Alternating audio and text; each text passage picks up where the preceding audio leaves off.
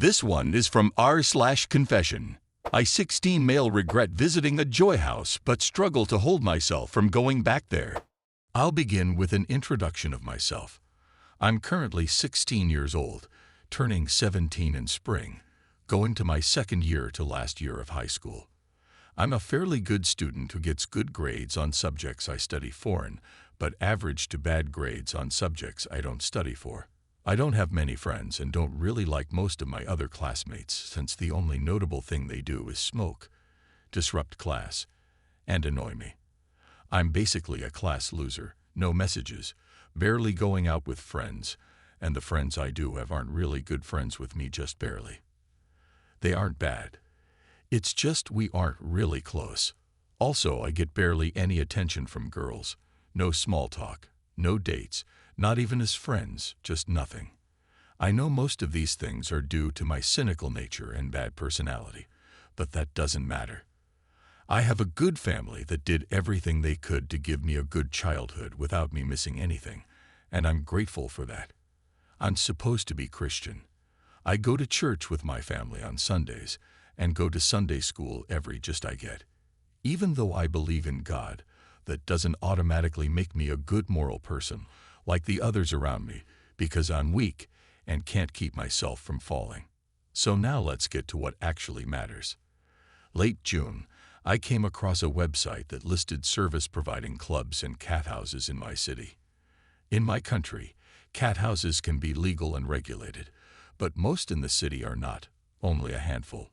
This website showed where these houses are and reviews from their customers about their services.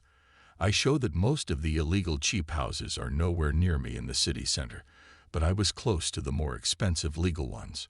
Now, even though in my country it's legal, and I'm over the age of consent, it's still illegal for people under the age of 18 to go there. I saw that there was one just a 20 to 30 minute walk from my house and fought with myself for the remainder of June and all of July whether to go there or not. Nearly every day, I passed by there with the intention of going, but I chickened out and left. I had decided twice that I wasn't going. I would fall that far I would and could continue without it. I decided to use that money to buy tickets for football or volleyball or basketball matches in October when they started again, and not to waste it there and lose myself in the process. But I didn't. August 2nd, it was a Wednesday at about 4 or 5 p.m., I went there again. But this time I didn't leave. I entered the place. I ringed the doorbell, and a middle-aged woman with a strong accent greeted me. There was another dude there, a man with an even stronger accent than her. She lied to him, saying I had called in advance and that he should leave and come back later.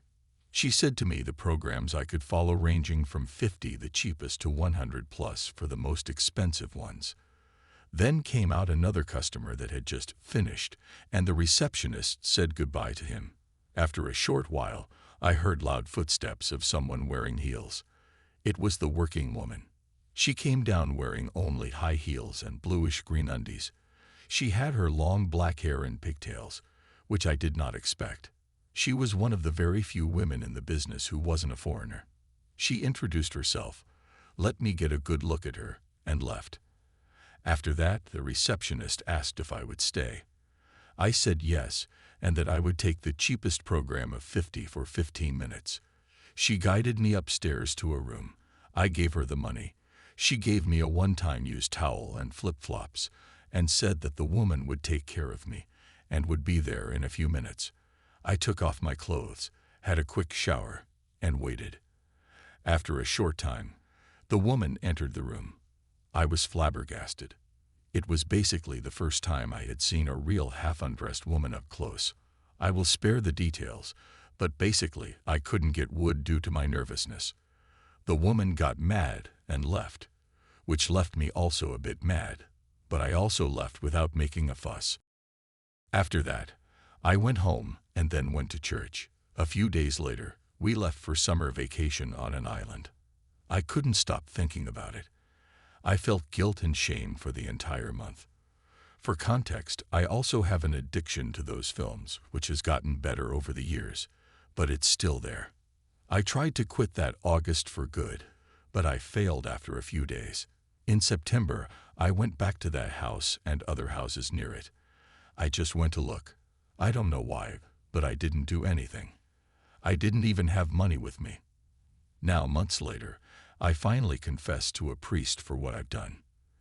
It felt good, and at the same time, I stopped watching those films again.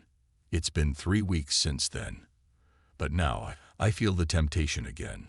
I want to go back there. I fantasize going back there. I haven't entered that website to look at it because I know I'll fall again, but it's been eating me from the inside for the past week. I want to be strong. I want to be better, but I am weak. I hated my experience there, but I liked it. I vowed never to go back there, but I did. I never want to step foot there again, but I long for the day I do. And the worst thing, the reason I haven't gone back there again isn't because I can fight back and keep myself strong, but because I don't want to spend so much money. I'm a hypocrite. I take some moral high ground from my classmates, but compared to me, they haven't done anything. So that's it. I'm writing now here fighting to stop myself from going and planning when to go. In the normal days, I could keep myself busy and ignore the urge. But now that it's Christmas break, I can't.